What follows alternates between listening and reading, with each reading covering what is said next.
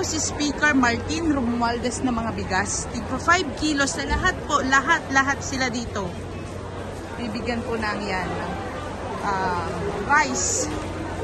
Wala pa po yan sa talagang matatanggap nila na presidential assistance. Ma'am, dito po tayo.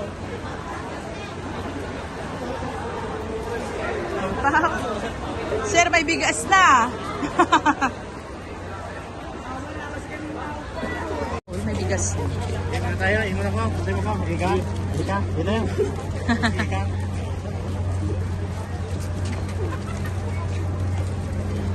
Hi, ma'am. Uy, malaking tulong din po yung 5 kilos of rice na yan. Hi, sir. Medyo nakakansila, nakalibre sila ng mga ilang saingan yan.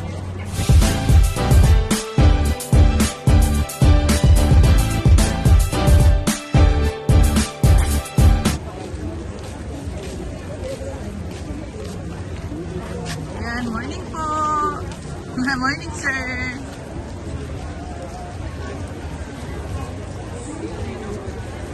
Ganda. Morning po. Morning po.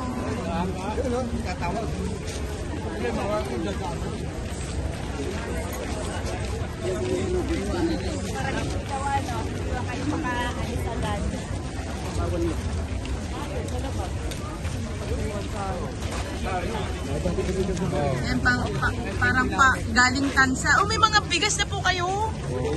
Saan po nagbibigay ng mga bigas mo? Sila.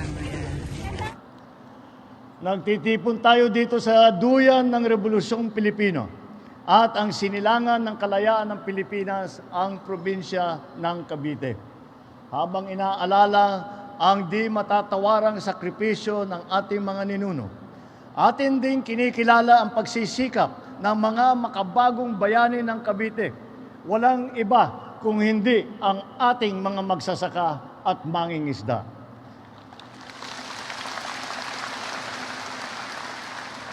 Sa amin pong datos, mahigit 4,700 magsasaka at mangingisda ang direktang naapektuhan noong nakaraang El Nino dito sa Calabarzon.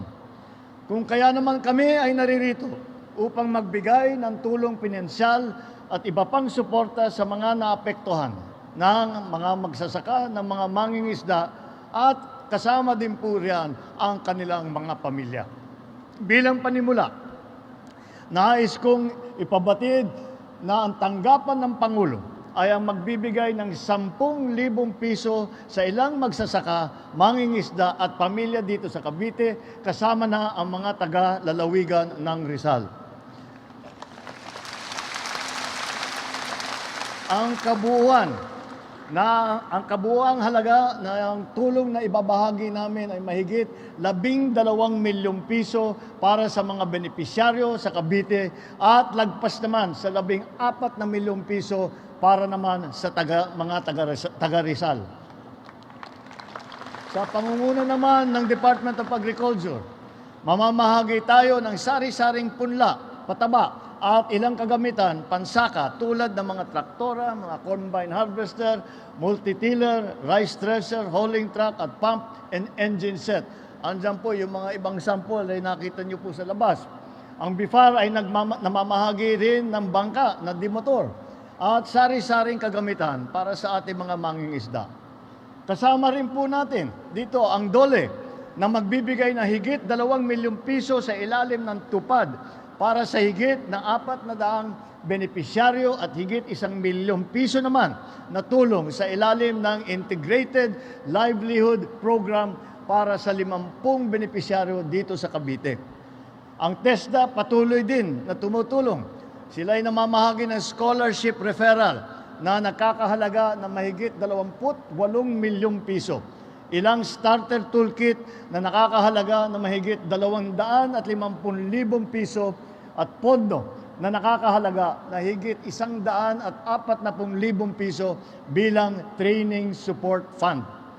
Kasabay nito, andyan din po ang DTI, Department of Trade and Industry, na maghahandog ng mga tulong sa ilalim ng One Town, One Product, Next Gen Program, Coconut Farmers Industry Development Fund, Comprehensive Agrarian Reform Program, Kapatid Mentor Me Program, at marami pa na mga programa nito. Ang DSWD ay may mamamahagi ng tigsa 10,000 piso sa 12,000 benepisyaryo sa ilalim ng Ayuda sa Kapos ang Kita Program o AKAP. At siyempre po, hindi rin magpapahuli ang opisina ng ating mga congressman. At mula sa tanggapan ng House Speaker Martin Romualdez, sila naman ay mamamahagi ng tigli 5 kilong bigas para sa lahat na dumalo sa okasyong ito ngayon.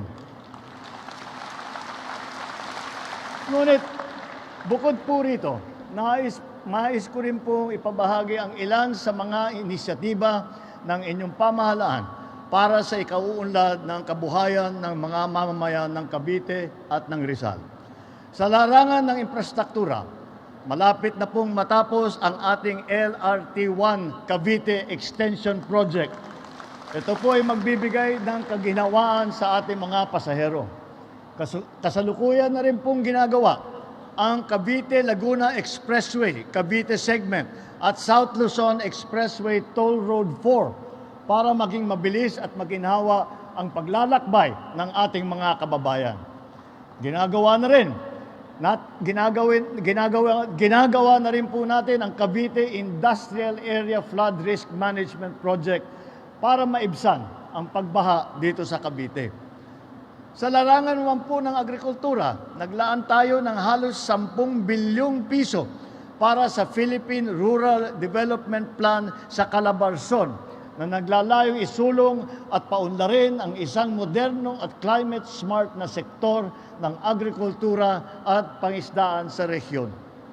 Kabilang naman sa mga makakatanggap ng inilaan nating 11 bilyong piso para sa rehiyon ang mga benepisyaryo ng Pantawid Pamilya Program o yung 4-piece program para sa mga indigent, pati na kasama ang indigent senior citizen at ang mga individual at pamilyang nahaharap sa krisis.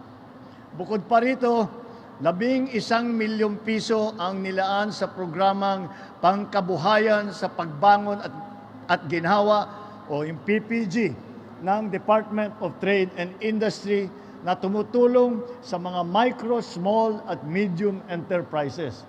Ito po ay yung mga maliliit po na negosyo na ito ang buhay talaga ng ekonomiya ng Pilipinas, kaya kailangan po natin tulungan ang mga nakikipagsapalaran at nagtatayo ng kahit na maliliit lamang na negosyo. Ay marami po tayong magagawa para tulungan kayo, para pagandahin ang inyong pamumuhay at kasama na rin dyan ay patitibayin natin ang ating ekonomiya.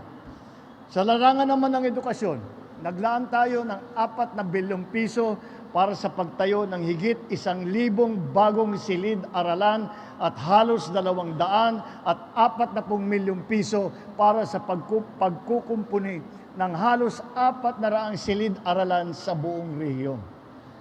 Ang Commission on Higher Education o CHED ay naglaan ng 460 milyong piso para sa 20,000 mga scholar sa rehiyon.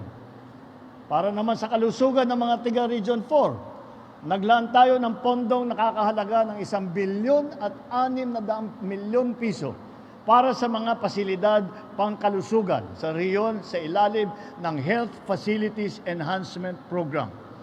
Nariyan din po ang mahigit 250 milyong piso para sa pagpapatayo ng Northern Tagalog Regional Hospital sa Rodriguez, Rizal. Minamahal kong mga kababayan, ang mga inisyatibong ito ay sumasailalim sa ating pangako na mapapabuti ang buhay ng mga mamamayan ng Calabarzon. Tandaan po natin na kung ang Cavite ay naging tahanan ng ating mga bayani at kalayaan noon, ito rin ang magiging duyan ng pag-asa at pag-unlad ng ating bansa sa hinaharap nating mga panahon.